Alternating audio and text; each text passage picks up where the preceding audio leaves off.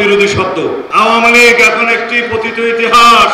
যারা পালাতে পারে নাই আওয়ামী লীগের খুচরো নেতারা, যারা এখনো বিভিন্ন জায়গায় বনে জঙ্গলে বনে বাদারে লুকিয়ে টুকিয়ে আছে, তাদের উদ্দেশ্যে নসিহত হচ্ছে যে নেতা তোমাদের ফেলে নিজের জ্ঞাতি গোষ্ঠীদেরকে নিয়ে সহায় সম্পত্তি নিয়ে দিল্লি পলায়ন করেছে আকাশপথে, সেই নেতার জন্য এখনো রাজনীতি করবা?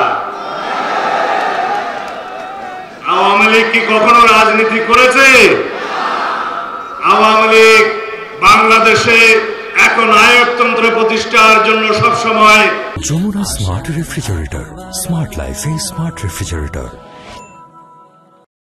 সাংবিধানিকভাবে চেষ্টা করেছে এবং বাংলাদেশে সব রকমের গুম খুন অপশাসন দুর্নীতি লুটপাট সবকিছুর মধ্য দিয়ে বাংলাদেশেরই রাজনীতি নষ্ট করেছে, গণতান্ত্রিক পরিবেশ নষ্ট করেছে, সংসদীয় একনায়কতন্ত্র সৃষ্টির চেষ্টা করেছে, এক দলীয় রাষ্ট্র ব্যবস্থা সৃষ্টির চেষ্টা করেছে, একনায়কতান্ত্রিক রাষ্ট্র ব্যবস্থা সৃষ্টির চেষ্টা করেছে। কখনো আওয়ামী লীগ বাংলাদেশে গণতন্ত্রের চর্চা করে নাই। আমি বলি গণতন্ত্র এবং আওয়ামী লীগ এই দুইটা পরস্পর বিরোধী শব্দ। তাই বন্ধুগণ, ইতিহাস থেকে আপনারা জেনে নিন, শিক্ষা নিন।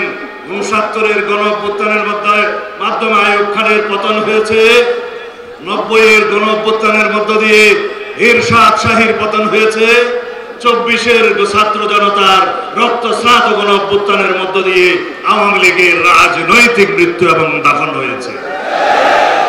এই দেশে আর আওয়ামী লীগের নামে কোন রাজনীতি করা জায়েজ নাই। এই দেশের মানুষ আর ইজাজত দিবে না। সুতরাং আওয়ামী লীগ ভুলে যান। আওয়ামী লীগ এখন একটি পতিত ইতিহাস, রাজনৈতিক ডিকশনারিতে একটি ঘৃণিত শব্দ। আওয়ামী লীগ এখন দাফনকৃত একটি রাজনৈতিক দলের নাম।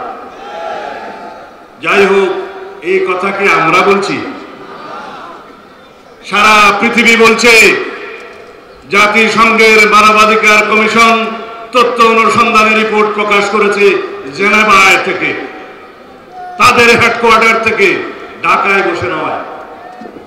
জাতিসংঘের আন্তর্জাতিক মানের সমস্ত তদন্তকারী দল ঢাকায় এসে তারা বাংলাদেশের সমস্ত জায়গায় জায়গায় যেখানে যেখানে গণহত্যা হয়েছে তারা তদন্ত করেছে। তারা তাদের বিস্তারিত রিপোর্ট দিয়েছে।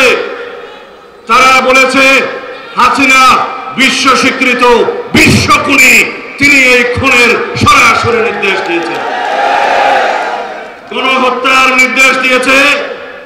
শেখ হাসিনা এবং তার দোসররা, সমস্ত উপদেষ্টা এবং মন্ত্রীরা গণহত্যার জন্য নির্দেশ দিয়েছে আইন শৃঙ্খলা রক্ষাকারী বাহিনীকে। আওয়ামী লীগের এর চাইতে বেশি চর্চা করা আমার জন্য সময় নষ্ট, আপনাদের জন্য শোনা সময় নষ্ট।